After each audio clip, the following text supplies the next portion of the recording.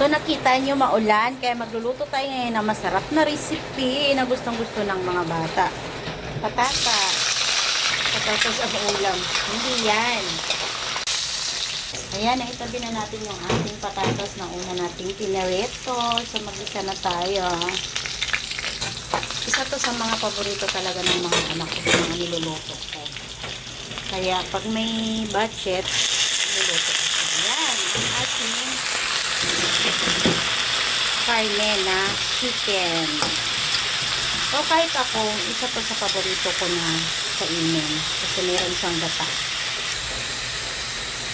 Ang pampaalat natin dito ay patis.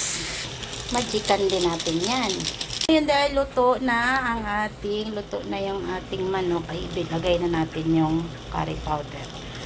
Mas okay na ilalagay mo na yan siya para yung lasa ng curry ay papasok sa chicken. Kaya lalo siyang sasarap. Kahapon nag-isda kasi kami, kaya ayun, medyo babawi tayo ngayon.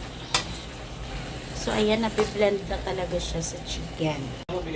Ilagay na natin yung ating patatas na pinirito natin kanina. Ilagay na natin yan. Ilagay na natin yung isang pirasong sili. Yan, isang piraso lang kasi mahal.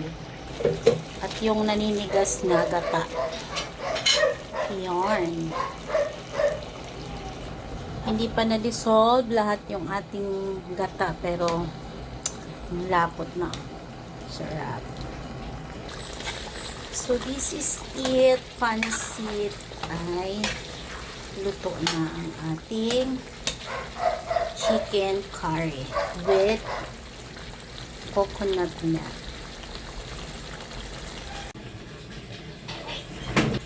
Ang lapot-lapot niyan. Sarap.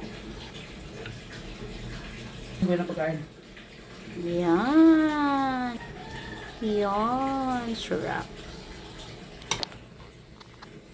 Ayan ang ating malapot na chicken curry. Kainan na. Naginamos ang ulam. May ginamos ako ditong ginisa. Yun. Yung gano'n ba favorite ko ito, diba?